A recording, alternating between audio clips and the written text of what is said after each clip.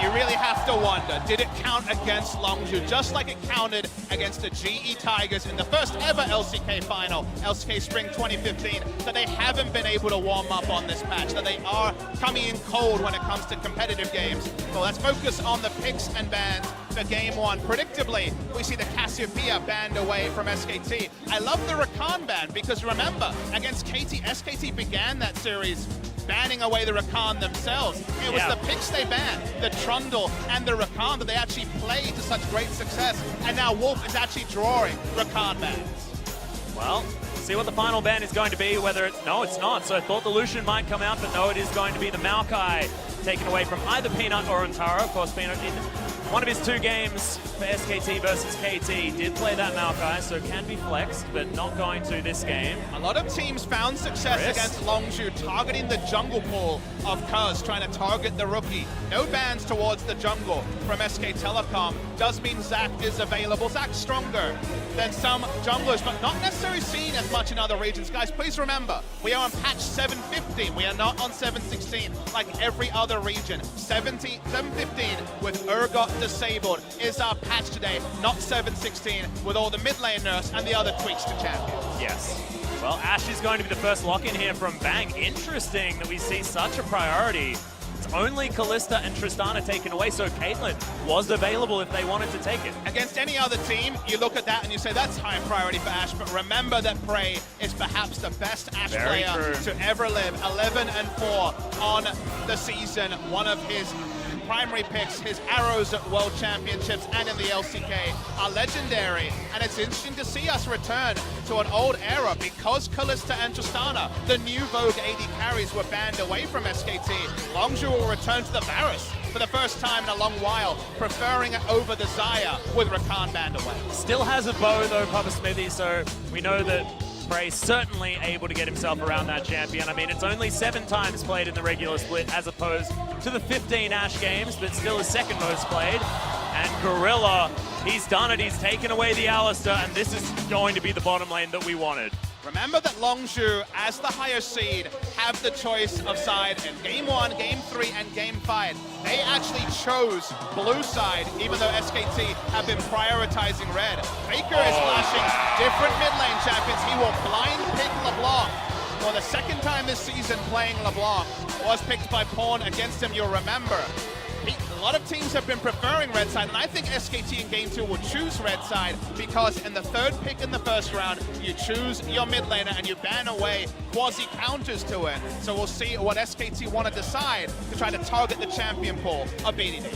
Well, the Trundle is going to be taken away once again by SKT. You alluded to that previously, that it was Antara that was able to get a lot of work done on the pick, but they still don't want to take that one away, and it could mean a Cho'Gath could be aimed for here. Now, the reason why you ban away Trundle against Longzhu is that almost all of Longzhu's success in summer has been around Khan having pressure in lane. His most played is Jace. Dominant pick on the season, 8-1, being able to push in lane and give Cuz a bit more freedom to what he wants to do has been central to Longzhu's successes. So I like the Trundle ban. It opens up the potential champion pool for Antara, and because they blind pick their mid laner early, they are very comfortable to last pick for Antara and guarantee that Khan doesn't have a massive advantage in lane. Yeah, get some sort of counter matchup as Jace is taken away as well. Khan getting all of the attention.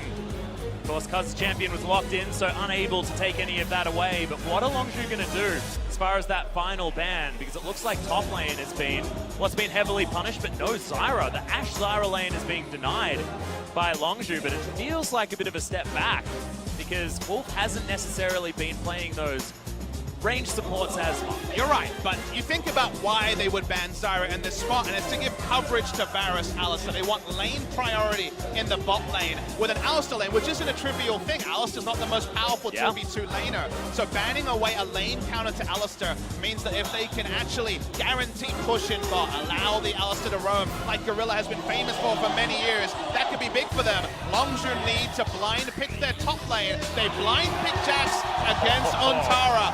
Last time these two teams met Atlas, they're returning to it.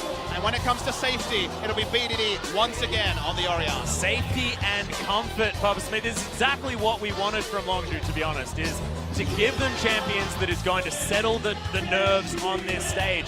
the top side of the map hasn't been in a situation like this ever, so make sure that they're comfortable. And Jax, Orianna, Zach is going to do it. Cuz was the first to play Zach this split, but that's going to be the Shen for Antara. Shen is the answer. They tried Gnar into Jax, and Khan over time was able to match the item buys from Antara and beat him. Even though Antara has been undefeated since on Gnar, they prefer the Shen, which is a farm lane for Jax. He also has a ranged interrupt on the Stand United with his Q into the counter-strike. Leap strike and counter-strike will interrupt Stand United. There'll be wave clear concerns as well, so probably have to go Tiamat into the Titanic Hydra. But SKT have put together a very strong pick comp here. Very powerful in the early to mid game. Their transition there is so clean. If SKT pick up the first turret, what they do from there is so obvious with triple teleports and the Ashe range initiation. Gragas also a fantastic initiator. Longzhu, massive wave clear and a Jax. So many teams pick Jax and fall into the trap of team fighting. This team has good team fighting, but largely is about the 4-1, about wave clearing as Antara is forced to respond to the split push from Jax. Yeah, the macro power of SKT is going to be so dominant. Abyssal Voyage, Stand United, so many options to get you around the map, not to mention these double teleports. As which fighting game is this, Papa Smithy? I want to play this. Oh, it's called League of Legends. Hell yeah! You're casting your first grand final. We get virtual reality, but also with the poses. Everyone faces down their opponent. This game is probably going to be decided by Khan. This series is probably going to be decided by the rookies. The bot lane, you can plug and play. It is the best 4 bot laners playing against each other. It's the dream. It is absolutely the dream. All of the questions that we have about to be answered here in the LCK final for summer 2017. I cannot wait to see who is going to go and who is going to be able to take game number 1. Could it be Longzhu? Are they going to start the Cinderella story? We'll find out as we hit the rift.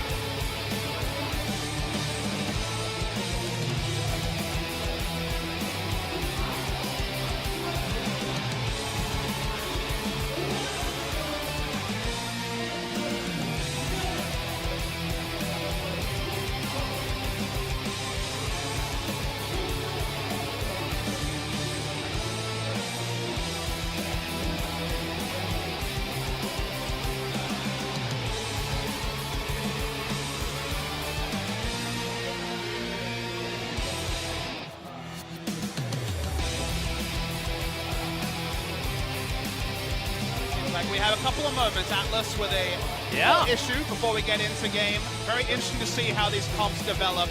Very excited to see specifically if they can pull off the Zac that has been up and down recently. Haha. I like the pun, but, you know, Cuz has been strong on the champion in the past. Only managed to pick it up a couple of times because the guy's priority was very high, but he has a 20 KDA on the champion and 100% win rate. Mate, you could have 100 KDA as a player in the regular season, and in your first grand final, how much does it count for? I think we have to be convinced that they can replicate their performances here, because this player on your screen looks nervous. A lot of the Longzhu players do. They haven't been in this rodeo before like Prey and Gorilla have. Yeah. It's one thing to tell people stories of what to expect, and it's another to be here in front of thousands of screaming fans with Worlds on the line. Remember Longzhu, if they win, go to Worlds. If they lose, we'll be in the Worlds qualifier. SKT are already in Worlds. They're actually playing for KT's hopes and dreams. The telecom teams for once are united for maybe the first time in history. KT Rolster will watch SK Telecom and be kind of happy with both results, but surprisingly, will prefer SK Telecom to win. Yeah, because that guarantees their way into the World Championship. However, Longzhu, everything on the line. I wonder whether it does mean that KT are just going to be relaxed but still play to their full potential. I mean, what does it necessarily mean here? Because often pressure can do fantastic things for players, and if there isn't that kind of pressure, will we see a different SKT, and will Longzhu be able to capitalize?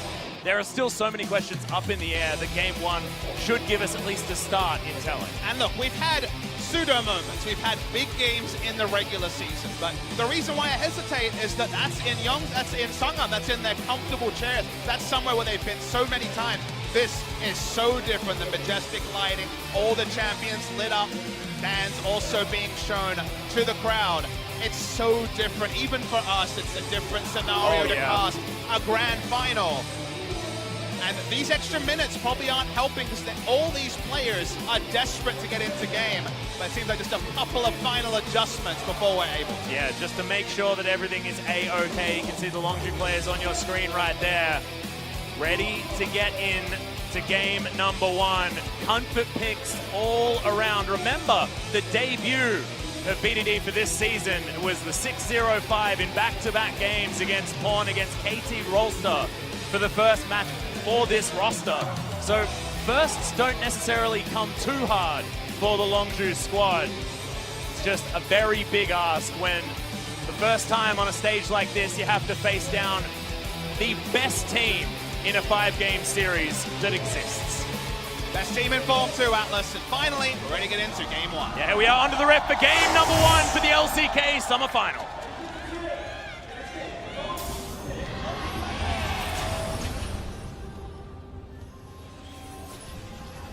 Okay, we'll see. Massive T1 cheer is what we will see first. Cheers begin what should be an epic best of 5, but I was joking. I didn't have the extra information there. We will be going into a small pause, ladies and gentlemen, so apologies for that. Did see that the Longzhu players were able to leave the base, so that's certainly working out, but BDD having a bit of a drink. See what the problem is going to be. Yeah, they're just trying to troubleshoot the last couple of issues before we can go live. This is the time where perhaps we have a little bit of latitude to power through these issues, hoping it will be blemish-free after we start. We also know that there's always a lot to talk about before you get into game number 1 as well. So the players understanding that they need to be a little bit lenient, try and get out a few little technical issues beforehand, just so that we can give you guys at home all of the information that you need to understand exactly how important this match is, especially for a team like Longzhu, as you can see right there. BDD throwing some orbs out. And man, I mean, the one worrying thing that I can see from this composition, Papa, is that Longzhu have got a comp that they would have been dominating with in patches past, not necessarily in the new era of League of Legends that has those big beefy tanks towards the top side. But they did make it work against SK Telecom, sure not on 7.15, but on a very recent patch that was played on 7.13, but not that much had changed when it comes to specifically Jax. Jax is at the same power level he was before. SKT have scouted the Jax. It's an expected pick from the side of Khan, but it's so different because you and I sat there and cast so many of these playoff matches where it was dominated by tanks, maybe a Gnar if you're getting creative, but largely it was about the tanks. This situation is not. You will have to pay Khan a lot more notice than you would a more capable tank like the Maokai. But we weren't expecting Maokai from the side of Longzhu, especially for game 1. I think you lead game 1 with what worked for you in the regular season and adapt. Too many teams have got too tricky. I think of Samsung Galaxy in both spring and summer, who left their old strategies behind to show us something new, and then lost playing the new, never was able to actually return to the comfort. Here it is comfort for both teams, but it does feel like SKT's comfort fits the patch a little bit. Yeah, not to mention it fits what SKT is so incredibly good, which is moving to exactly the right places on the map and capitalizing. You know, macro play with a composition like this is almost made too easy with all the different mobility moves that they do have. Double teleport plus Stand United and Abyssal Voyage, like we mentioned earlier on.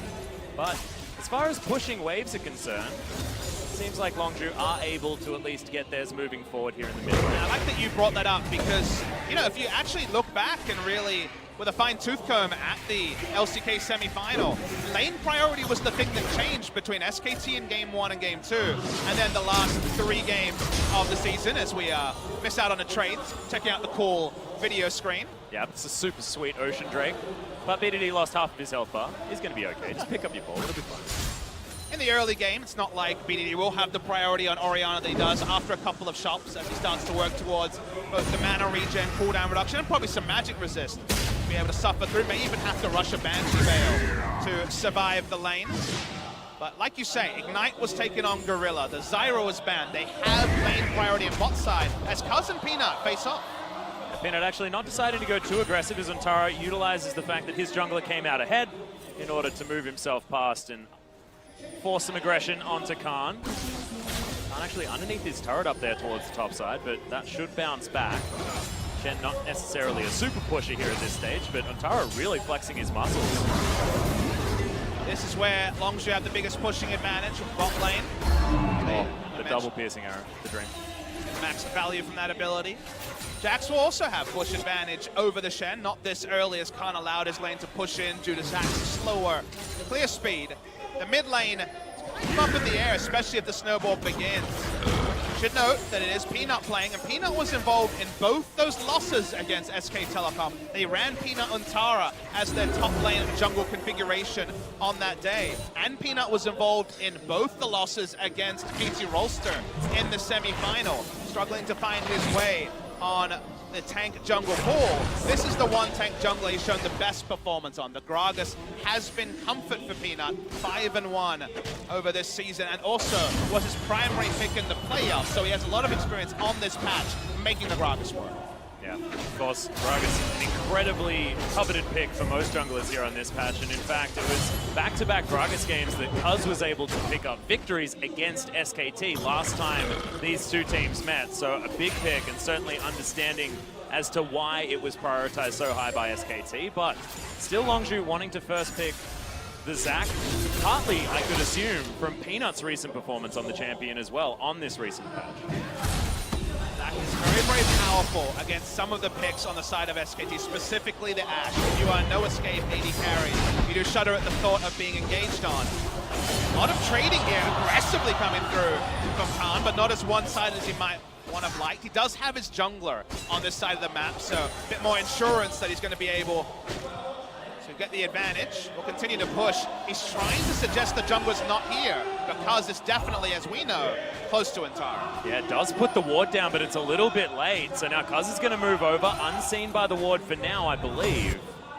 Gragas is taking away camps. Ontara doesn't have complete information, but knows that Cuz was jungling on top side, so why walk up? You are Shen, you will have a global soon. You just need to get tanky and BK. So because vertical jungling has been enacted with Longzhu jungling on the top side, does relieve pressure from Ontara. Counter-Strike comes in, but doesn't decide to go for any leap to follow up. Faker doesn't find the chain there as BDD going aggressive, but a big trade from Faker means that the Orianna will have to back away, and Peanut here as well, Cuz sort of fearing this situation because he is a level behind the Gragas. Not quite the domination of score on Zac in Game 5 that Zyrene did a great profile of in the teamfight breakdown this week, but as you say, there is an experience advantage as Cuz spent so much time looking for the gank up top lane. Should be able to balance that one out as Ontara is going to get cancelled. Very rude, Khan, but a good decision to make nonetheless. How Khan itemizes will be interesting to see. The Sheen into the Trinity Force part is guaranteed. He did teleport straight back to lane, so there could be a Stand United play as Bang hits 6. There will be no response available from Khan unless he can get the interrupt. Faker, speaking of level 6 plans. Yeah, he's moving down towards the bottom side, but actually just puts a control ward very, very deep. That control ward that often lasts half a game, and you feel like you're an incredibly good player for putting that one there and then getting 15 minutes worth of control wardage. And it's fun to return to why the teams have been jungling around the sides they were. Getting Khan ahead on Jax is the game plan for Longzhu. It's what they need to do as the game goes on, because team fighting is so up and down when you try to make Jax work, even with Orianna to give another potential ball carrier and a bit of shielding to the Jax. But we said also, Longzhu put their pick and ban into getting lane priority in bot lane. They're able to ward up bot lane. They're able to also harass down and stop the free push from coming through from Prey and Gorilla. So both sides are more focused on negating than actually the playmaking that also can happen in a minute. Well, now Cuz is actually going to face check Faker. Lasting Slingshot gets him out of the way, but the chains still land. Faker getting him towards, but Cuz still has that passive, remember, getting a little bit overly excited when he definitely wasn't going to die, at least at that point. Man Protect coming down from BDD saves his life. Peanut finds the body slam. Okay, Glass Cone, and Cuz survives. However, the Colossus came off cooldown, got a little bit of extra shield, and then got in position to be able to pull that off. But Khan, having the wards topside, Remember, Cuz tried to get Khan an advantage, now is returning and invading the weak side of the jungle. So it's very risky what Cuz is doing, because SKT have had full control over the bot side of the jungle to this point, whereas Cuz knows that he can just tell Khan to go with the ward down, take away the enemy red buff, and the teams keep growing leads, but in opposite sides of the map. Everyone knows exactly what Cuz is doing, but SKT not wanting to bite off more than they can chew, as BDD winning a trade here in the mid lane. Faker with his revolver, just looking to try and sneak those autos in, but it's very early Merc threats. Wolf has a cute little devour, but Bang, because of it, is going to stay pretty safe. He was sitting on full health, full mana, so why not headbutt, pulverize, and draw out the devour? I'm going to see a devour. A lot of action happening in the moment. Yeah, solo lane's just going off right now as Peanut bops BDD towards the turret because of the cleanse that he utilized. Keeps his flash though, nicely played, but as far as the health bars, not necessarily going as well. Devour comes in on the bottom side of the map, and SKT will survive the aggression from Longzhu, but it's 88 to 83, so theoretically still a lead for Prey.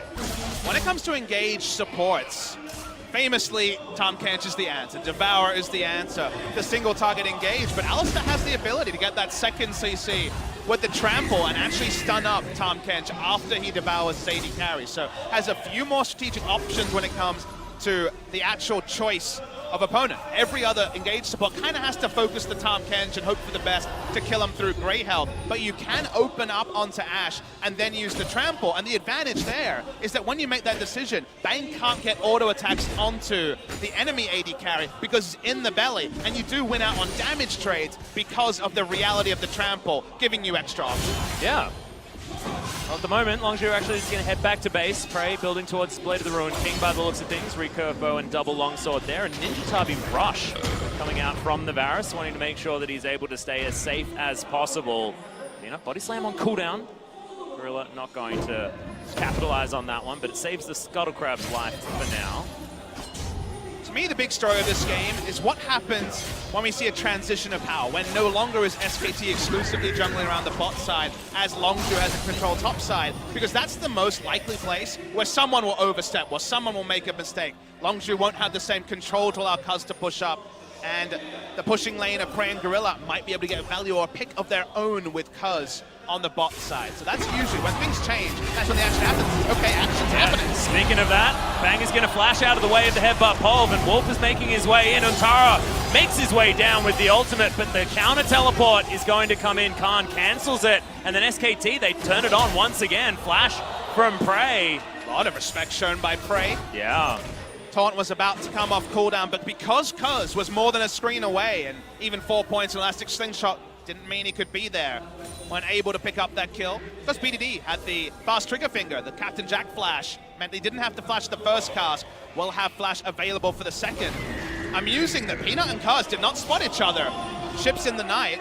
Yeah, Cuz actually charging up the Elastic Slingshot, but will give Peanut the information now.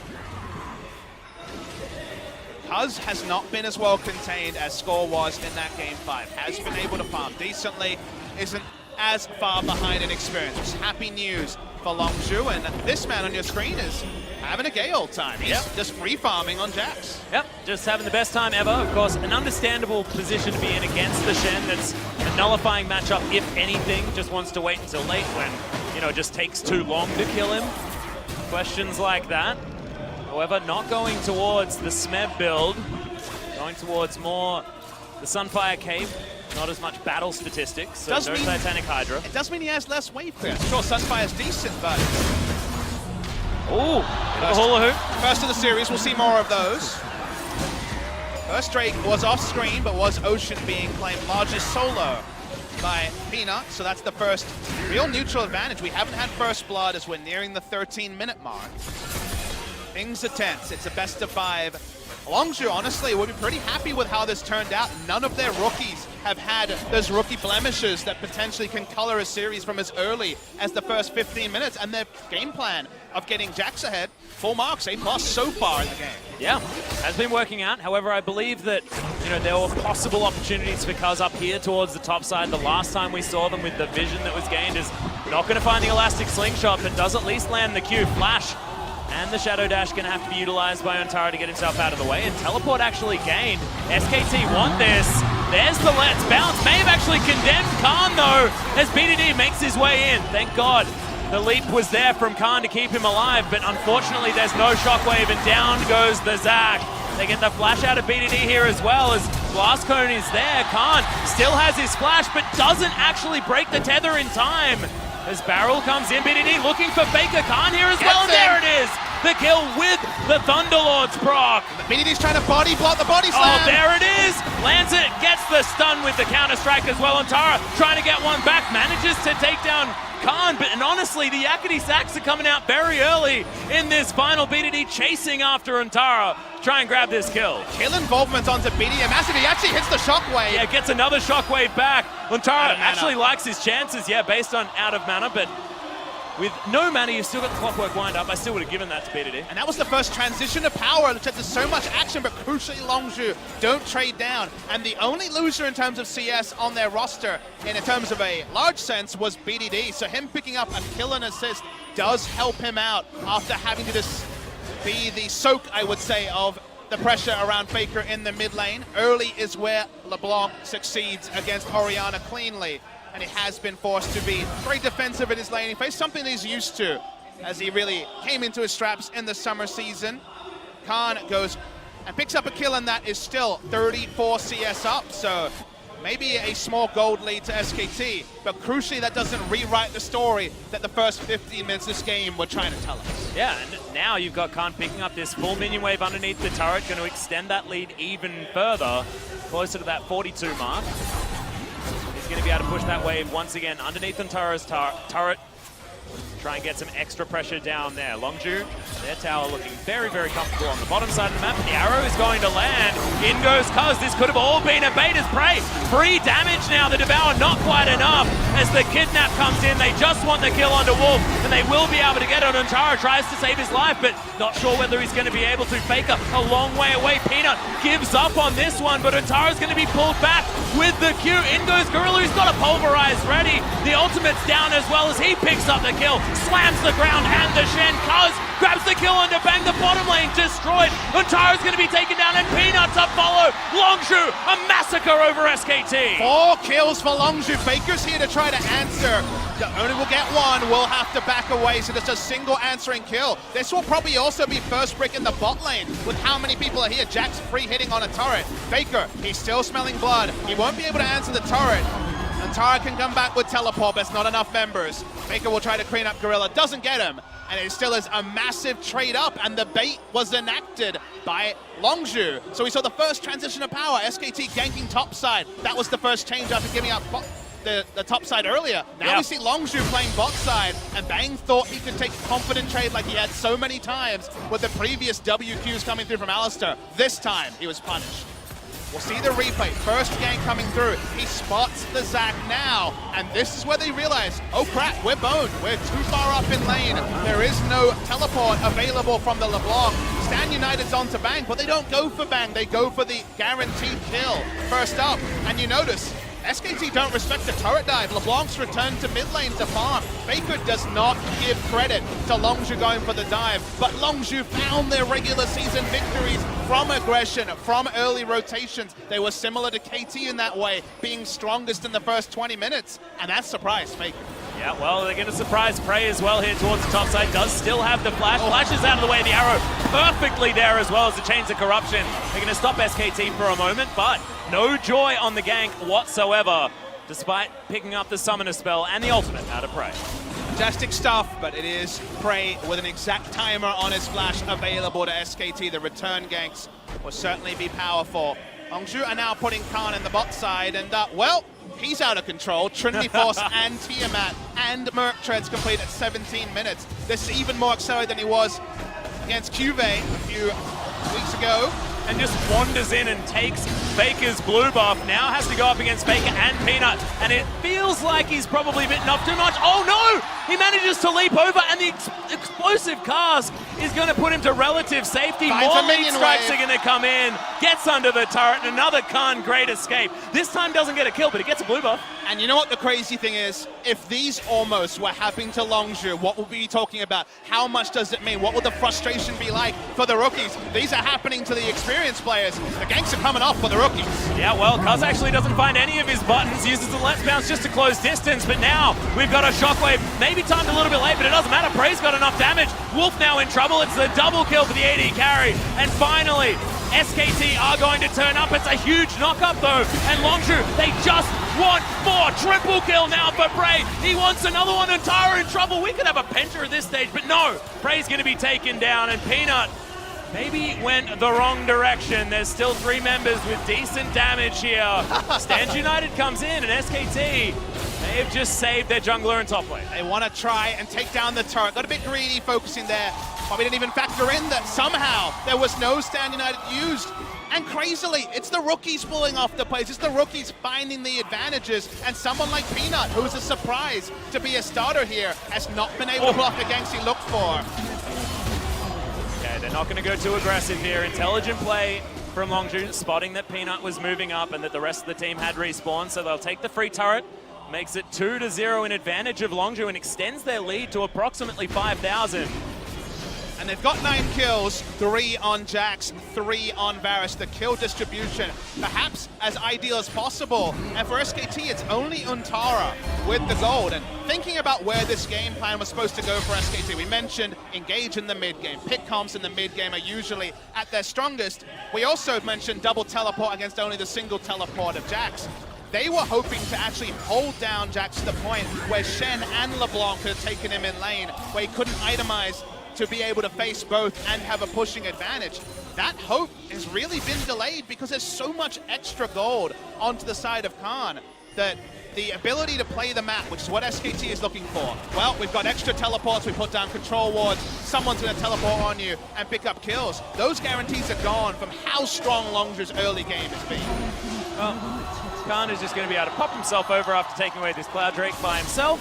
He's Seems 65, to be a one-man wrecking ball, yeah. He's 65 CS up on Untara in the Grand Final Game 1. He's having a day out, and here's another one. Oh, yeah, straight into the Shockwave, though. It felt like SKT's trap, but is it? Peanut has to body slam his way out, but now SKT, they get the flank. Another flash comes out as the explosive cast doesn't quite find what it wants. BDD, no mana. Wolf just wants him, finds the stun, but they don't finish off the Orianna. Now Untara having to fight with Prey, who's getting free damage on top of the shed, and in comes Khan. You said don't team fight with him, and he's happy to join this fray. As now Faker underneath the turret will be okay, but they will be able to get some more shots under here with the man advantage that they now have. And they're trading up on objectives. They have the inside track on the mid lane turret. This is going to be the outer ring of turret collapsed for SK Telecom, and a pick comp from behind is a very different animal, and this pick comp, it's on life support. It certainly is. You can see BDD, he's low on health, but still comfortable, or how comfortable actually, as Baker manages to grab the kill, pumps back to his earliest distortion, which was miles and miles away, and says, no, there's no doing all of your disrespectful funny business, BDD, I will punish you. And SK Telecom needed that stereo. They needed something to feel good about, where Longzhu didn't instantly flip the script and get a double kill or take a turret. That's just a 1-for-0 pick from BDD, who's been fantastic at playing around the edges of fights, the flashes of life, and making the outplay going too far. That's definitely the one that calls him into check. He will be more conservative on his next decision, but it only buys SKT a bit of a return of the tempo. As Prey. This is bad news. Wolf is going to turn up. Faker's there as well. Another flash once again as there's the elastic slingshot. Cuz just trying to keep his AD carry alive, and now Prey's able to turn around and get some cheeky auto attacks in there. Let's bounce from Cuz. Uninterruptible and does get him out alive, and I thought that Prey was definitely dead. A Varus face checking is not what you want to be, but he is going to live. I mean, SKT have had some great attempts at picks, but think about it, Atlas. Every time it's been on people with flash up, they haven't been able to have the ideal target selection. So when Longzhu have made the more disrespectful face checks, it's been when they have summoners up. So what looks like it's going to be credited as another kill to SKT is summoners down, but if they just swap who overextends each time, as Khan just wants to take Faker in a 1v1. Chain was on cooldown. I can understand why he'd want to. You look at Khan, a bubbly guy, huge emotion, not old any time in the regular season, also not a young player. He is, of course, a player who's been playing professional for 3 years, and you said maybe he can perform in the final. We'll give him a bit of the benefit of the doubt. Kuz is the other side of the coin, where he's a very young player, only could legally play League of Legends at the professional level in the past year in his rookie season. But the amount of just aplomb we've seen from Khan, the aggression, the ability to completely disregard the situation makes you wonder how he went under the radar for so damn long. Well, it was just never old enough, Papa Smithy. I mean, this is the first time, like you just said. For Khan, I mean. Not oh, yes, for Khan. Exactly, okay. Kaz certainly having a great performance. We know that he's a brilliant Zach. Now, see whether Khan is going to continue this reign of terror that the Jax has been able to put down. Now heading back towards that bottom lane, has himself some Mercury's treads. See you later, Cuz. Gonna head over and grab this chicken cam. A lot of vision up towards the top side here for Longzhu, wanting to make sure that no sneaky little Barons are going to be taken by SKT. This Faker once again in trouble. Oh, baby. Oh, the counter stun comes in as there's the leap strike, and the 1-versus-1 Khan proving himself versus Faker. Some people shudder in the eyes of God. Some people just go one-on-one with him, Atlas. That was awesome stuff coming through from Khan. They're having Khan solo kill Faker in the side lane. We know what he's going to do to Shen in the 1v1, and this means that SKT can't play the side lanes like they want to with the teleports. They can barely enter a side lane now. Atlas, they polled all 10 coaches, and, well, 9 of them had to vote on who would win, and every single one voted on SK Telecom. We were in unison on SK Telecom. Oh, goal. And most of them were at 3-0. The fairy tale here for Longzhu. It won't end in game 1, but it's been a fairy tale game 1 for Longzhu Gaming. Yeah, so far anyway. Teleport now going to come out from Khan, because I believe it was cancelled by Ontara. Yep. The Baron is going to go over to Longzhu nonetheless, though, as Faker makes his way in. Khan just wants to try and pick up whatever he can from this as the leap strike comes down, but 2-versus-1. Not going to happen this time, Khan, and he is going to have to be sent back. So no Baron on the split push is a big deal, as Kaz was almost able to steal away that red buff from Bang. In any other game, we talk about how that was a critical pick for SKT, and it certainly is a trivial. But because he has kill pressure on both the people that enter his lane, he won't be able to take down inhibitors for free because people can't respond, but he still is in a great spot to split push. They don't have to abandon playing the side lane. Of course, knowing that Khan doesn't have teleport, and Stand United and teleport available for Faker. Speaking of Faker. Yep, that's 4 members of SKT over here as Kaz does leap strike his, Elastic Slingshot his way out. If you look at the top side, Varus is just going for his own little split push time. No one responding. They saw everyone in vision on the bot side with Baron buff. He's doing a Jax impression. It's going pretty well. Yep, certainly is. Jax actually making his way out of base after respawning, so Gorilla's going to turn up and say, "Pray, done a great job. Take down this turret. Everything's absolutely fine." Mid lane, inner turret also now under fire, and it feels like Longzhu just have the plan. This time, BDD does have the protection, but instant cleanse out of the arrow. They know exactly what they want. As there's the shockwave. Faker's still alive though. Wolf with the great help, keeping himself up, but BDD is going to end that pretty quickly. Cuz now still looking for more. Let's bounce on cooldown. Longzhu investing a lot, but they get the Tahm Kench once again, and so little protection now for SKT members underneath this inner turret, and that'll make it 6. Unless Faker can get some work done. Another stretching strike, but does break the tether range quite Faker's quickly. Poking around because they know they don't have the wave there to answer. That's why he's doing his best, even on low health, to stop these turrets going down for free. Yep, Kaz making his way in, does of course have the passive. Is going to be fine, and Longzhu obliterate that turret. Not going to stay too long to pick up the inhibitor as well as Kaz. Oh, that was brave. Does make it out. Oh, we take a deep breath. 27 minutes into game 1. Already it is a different series than I think anyone could have anticipated. Hey, look, Achilles and I predicted 3-1, so this could have been the one. And it's true. And look, KT did take the first 2 games. They still have the ability to bring in Blank. Not sure if it's necessitated, though. Those barrels going wide could have been oh so different in the early game by the side of SK Telecom. But Longzhu also have the scaling advantage here. Even 5v5s, Jax is so big that 5v5s are an option. They won't get the steal onto the Drake. The Cuz is looking very aggressive, just happy to walk at SKT. Almost with his 3rd item completed, Cinderhulk, Spirit Visage, and the Randuin's Omen coming in very, very soon. Will basically be an immovable object as Faker looking for Gorilla. Does of course have the ultimate, but doesn't have to use it. Still actually just pretty tanky in his own right with the Righteous Glory as well as his shield to keep him alive.